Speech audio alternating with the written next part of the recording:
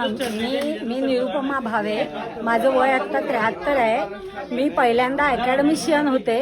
शाळेत असताना अभ्यास चांगला होता म्हणून पहिला नंबर आला. BSc झाले. मला इंजिनिअरिंगला जायचं होतं, पण वडिलांनी आणि भावाने सांगितलं मुलींनी इंजिनिअरिंग करायचं नाही.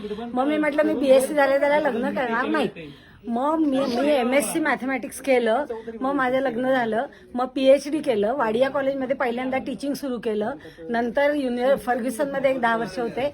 मग युनिव्हर्सिटीमध्ये मॅथमॅटिक्स डिपार्टमेंटला प्रोफेसर आणि हेड ऑफ द डिपार्टमेंट म्हणून 60व्या वर्षी रिटायर झाले. आणि रिटायर व्हायच्या आधी एक 52-54व्या वर्षी आमच्याकडे मिस्टरांचे मित्र आले होते, जोशी म्हणून. ते औंधहून वाडिया कॉलेजात रोज सायकलनी जायचे यायचे. तर त्यांनी सायकलचं इतकं कौतुक केलं की मला वाटलं वा, आता आपण 52-54 वर्षाचे आहोत, पण आपल्याला अजून 25 वर्ष चांगली तब्येत ठेवायची असली तर आपणही सायकल सुरू करू. मग मी माझ्या पुतणीची धुळखात पडलेली सायकल स्वच्छ केली. त्याच्याने पहिल्यांदा डेक्कनवरच चक्कर. नाहीतर मी 18 वर्षाची झाल्यापासून फक्त स्कूटर चालवायची, पायी सुद्धा कधी जायची नाही. पण डेक्कनवर बारकी चक्कर मारली. मग कॉन्फिडन्स येण्यासाठी दुपारी रस्ता नसताना मंडईपर्यंत आईच्या तिकडे सायकलने गेले. मग एकदा एअरपोर्टवर जाऊन आले आणि मग माझी सायकल सुरू झाली.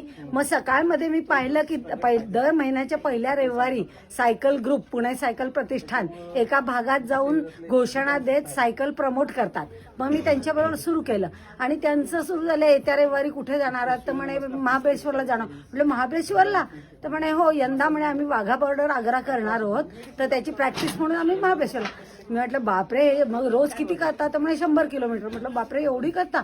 मग मी घरून निघाले, सायकल काढली आणि म्हटलं आपण भोरला जाऊया. मग कात्रजचा घाट केला. भोरच्या तिथे कापूरहोळपर्यंत गेले, पण तिथे मला जरा उशीर झाला होता निघायला, म्हणून तिथूनच परत आले. आणि पुढच्या रविवारी पुण्याहून जी निघाले, लवकर निघाले, डायरेक्ट भोरला गेले. 12-12:30 तिथे पोचले, पाऊणला पोचले. तिथे आमचं घर आहे माझं, तिथे माझी किल्ली ज्यांच्याकडे ठेवली असते त्यांच्याकडे गेले. तिथे जेवले वगैरे, 15-20 मिनिटं विश्रांती घेतली आणि 1:30-1:45ला सायकलनी परत. आणि तिथे माझे गावामध्ये ब्रेक बीच नीट तपासून घेतले, कारण घाटात सायकलनी परत येणं. पण सायकलनी परत आले कात्रजच्या गडानं. 7:45 वाजता रात्री घरी आले. त्या दिवशी मला इतका आनंद झाला. तेव्हापासून माझी जी सायकल सुरू झाली पुणे सायकल प्रतिष्ठानवर. दरवर्षी डिसेंबरमध्ये कुठल्या तरी प्रांतात सायकली रेल्वेने घेऊन जातो आणि तिथे 8-10 दिवस सायकलिंग करतो आणि रेल्वेने सायकली परत आणतो असं. आणि आम्ही पहिल्यांदा फॉक्सी म्हणजे गायनाकॉलॉजिकल सोसायटी ऑफ इंडिया यांच्याबरोबर त्यांची जिथे जिथे कॉन्फरन्स असेल तिथे, पहिल्या वर्षी आग्र्याला कॉन्फरन्स होती तर आम्ही वाघा बॉर्डर ते आग्रा केलं आणि ते माझं पहिलं होतं.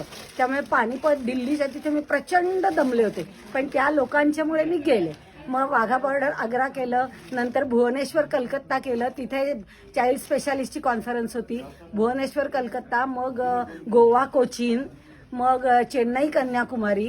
मग आम्ही हे यांच्याबरोबर जाणं सोडून दिलं आणि एका मध्य प्रदेशात गेलो, राजस्थानमध्ये गेलो, सौराष्ट्रमध्ये गेलो. नंतर पुणे, मनाली, लेह, खारदुंगला केलं. Khardungla highest motorable pass in the world. तिथे खारदुंगला गेल्यावर मला इतका आनंद झाला, सायकल वर घेऊन मी माझा फोटो काढला. आणि मग खारदुंगला गेलं. मग नंतर आमची एकादशी, माझी मैत्रीण, आम्ही ठरवलं माझा 17वा वाढदिवस आपण पुणे ते कन्याकुमारी सायकलने जाऊन करूया. मग आम्ही पुणे ते कन्याकुमारी 16 दिवसात सायकलने गेलो. तिथे माझे मिस्टर आले आणि केक कापून, आमचा पहिल्यांदाच केक कापून वाढदिवस झाला. त्याच्यानंतर गेल्या वर्षी 72 वर्षाचे झाले तेव्हा एकादशी आम्ही 10-12 जण पुणे ते जम्मू सायकलने गेलो. ते 18 दिवसात केलं जम्मूला. खरं तर शेवटचे 2 दिवस पाऊस होता म्हणून आम्हाला जाता आलं नाही. म्हणजे आम्ही अमृतसरला थांबवलं आणि मग ठरल्याप्रमाणे जम्मूला गेलो. पण पुणे जम्मू केलंच असतं, म्हणजे पुणे जम्मू सायकल केलं. आणि ह्याच्यामध्ये मग माझी सगळ्या जिमवाल्यांची ओळख झाली. मग आम्ही दर शनिवारी 108 सूर्यनमस्कार घालतो. नंतर पळायची सुरुवात झाली. मग मी 5 किलोमीटर पळायची. पण मग मिलिंद सोमणचं ते पेंकॅथॉन आहे त्याच्यासाठी 10 किलो त्यांनी मला इन्व्हाइट केलं, कारण माझा जो स्टॉक एक आहे तो त्यांनी पाहिला आणि पहिल्यांदा त्यांनी त्या हयातमध्ये प्रेस कॉन्फरन्स घेतली, तिथं त्यांनी बोलवलं होतं. मग त्याच्याबरोबर पिंकॅथॉनला 10 किलोमीटर आणि मी प्रॅक्टिस केली होती तेव्हा मला वाटत होतं मला 10 मिनिटं लागतात 1 किलोमीटरला, पण ते मी अंदाजाने करायची, माझ्याकडे घड्याळ नव्हतं. तर त्या दिवशी मला 9 मिनिटातच आलं, म्हणजे बहुतेक मी ते 10च्या थोडं जास्त करायची. तर त्यामुळे माझं त्या दिवशी 9 मिनिटाला 1 किलोमीटर झालं. मग नंतर मार्चमध्ये 8 मार्चला लेडीज स्पेशल हे केलं, ट्रायथलॉन ऑलिम्पिक, म्हणजे 1.5 किलोमीटर पोहणं, त्याच्यानंतर 40 किलोमीटर सायकलिंग आणि त्याच्यानंतर 10 किलोमीटर पळणं. ते शेवटचं 10 किलोमीटर माझ्याच्याने होईल की नाही असं मला वाटत होतं. ते एकादशी माझ्याबरोबर पळायला मला पुश करायला होती, त्यामुळे ते पण बरोबर 5:30ला सुरुवात केली, 10:15ला संपलं. ते झालं 8 मार्चला. त्याच्यानंतर 12 मार्चला 3 दिवसात पुणे गोवा सायकल केली. म्हणजे पहिल्या दिवशी कराडला गेलो.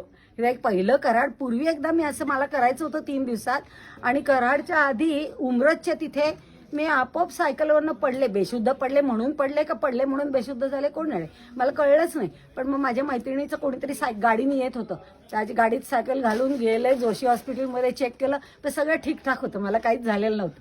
तर ते 3 दिवसाचं राहिलं होतं. ते परवा आम्ही विकास मालपुते आमचा इन्स्ट्रक्टर, PT इन्स्ट्रक्टर, त्याच्याबरोबर आम्ही 3 दिवसात गोवा केलं. पणजीला तिथे पोहोचलो संध्याकाळी 7ला, मी आणि एकादशी. बाकी सगळे मुलं होती ती चांगली, पण त्या आम्हाला बरोबर नाही असं आतापर्यंत केलंय. काय संदेश द्याल काय त्या पिढीला?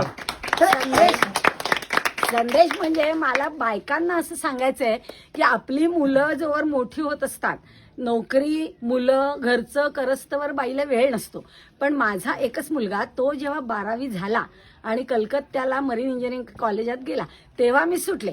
तेव्हापासून म्हटलं आता आपण आपलं, म्हणून मी तेव्हापासून 50ला त्याच्यामुळे मी सुरू केलं. मुलांच्या आणि संसाराच्या ह्याच्यातनं आपण थोडे बाजूला झालो की मग सुरू करायचं. 50ला सुरू केलं तरी सुद्धा 75 पर्यंत छान आपल्याला जाता येतं.